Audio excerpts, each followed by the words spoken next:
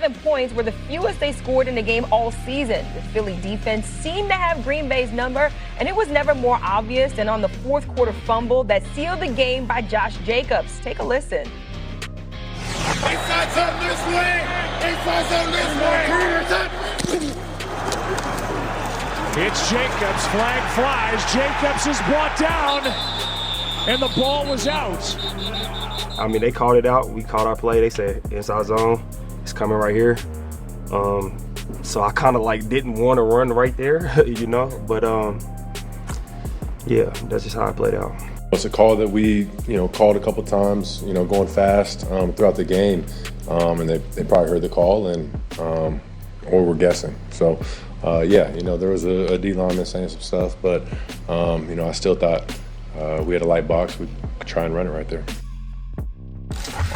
All right, back here in studio, big play right there. But CeCe, I want to get your reaction to the play first. Yeah, not great. That's not what you're looking for. But I mean, I think on the whole, the Green Bay Packers offense leaves a ton to be desired. And you're trying to pinpoint who you want to scapegoat, who deserves the lion's share of the blame. Is it Matt LaFleur, the head coach / play caller, or is it the quarterback? And Jeff, I'm always going to lean toward the guys that are actually on the grass, the guys whose responsibility is to execute. And Jordan Love just did not do a good enough job of that last night. The first drive, the sack that he took on 2nd and 9 at Jalen Hunt, absolutely inexcusable. Pushed him out of field goal range. The last drive of the first half, the sack fumble. You can't have a turnover in that spot when you're guaranteed points with McManus well within his range. Those are the types of plays that you would expect Jordan Love to not make.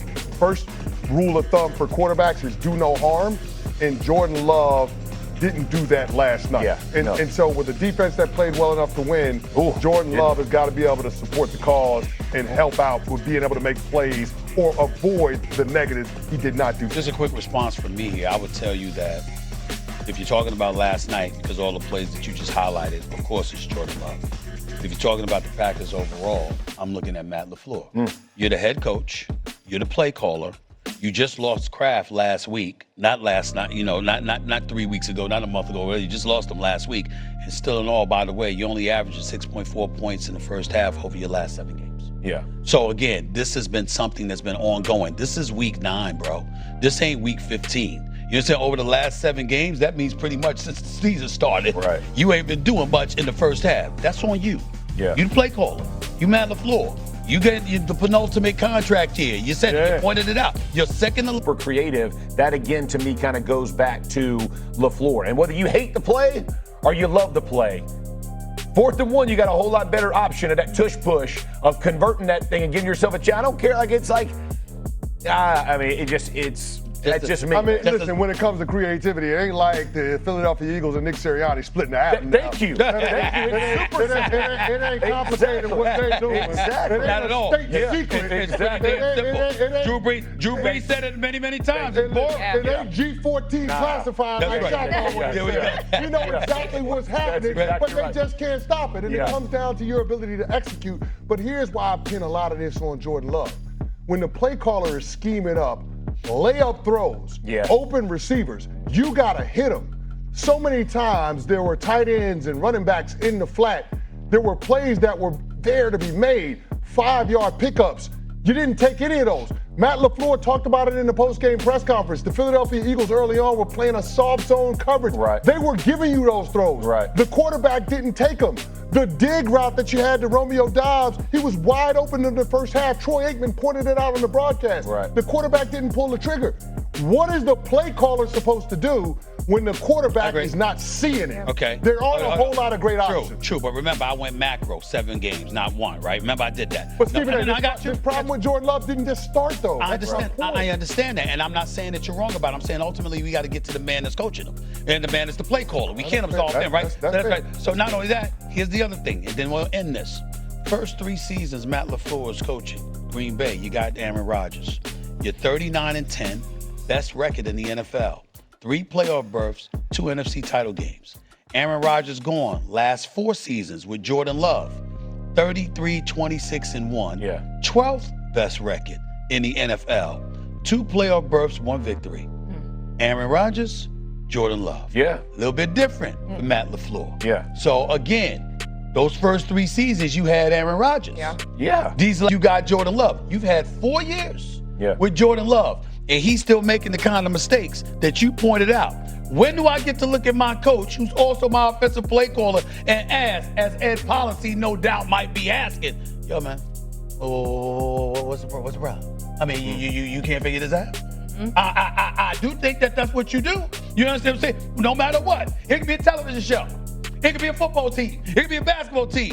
Listen, why are we having these problems? Yeah. Why haven't that just been fixed? What's going on? How many times do they have to figure it out after 4 years? So last night, I think there's 2 conversations. Last night, there were some drops. There were some drops that hurt Jordan Love, right? And hurt their game. But you know, they're 8-4 when their defense has held teams to 16, and my brother, when Aaron Rodgers was there, they were 65. My brother, I gave you 4 years with this quarterback, and 3 years with somebody. Go and see any last word. But he's making what? Ain't no last word. You right. You saying my man. What you want me to say? When I'm wrong, I'm wrong. I want you to say you're wrong. I can admit it. What you just said. Thank you. You're either coaching it or you're letting it happen. There you go. And if you're letting Jordan Love continue to play this brand of football where he has these turnover-worthy plays week after week after week. And sometimes the defense takes advantage of it. Sometimes they don't. But the plays are still there. You turn on the tape against the Carolina Panthers, the ball hits Mike Jackson in both hands in the end zone. That's a throw that you can't make if you're Jordan Love. The Cincinnati Bengals game, first half, an interception in plus territory. You can't make the throw. The Cleveland Browns game, the interception at the end. You can't make the throw. You got to eat it, take a sack and punt. But if Jordan Love continues to do this, which he has over the course of his 2.5 years as a starter, then a part of that is on the head coach. There you go. Look, time is ticking. 4 years is a lot of time with a quarterback to If you can't fix it, somebody else will. If you can't fix it, somebody else will. Now, I tell you that much. I bet you if the Green Bay job opened up, you'd have people that'd rather take the Green Bay job than the Giants. I promise you that. For sure. Okay then. Well, I mean, I think that. What are the? I mean, I'm just talking about in terms of talent, stuff like that. No doubt. In other words, you Matt LaFleur, you got talent on the squad. There's no doubt. You got talent on the squad. And that defense showing up. What's up? It's on you. That offense is your thing. LaFleur. You got to get it done. You got to get it done.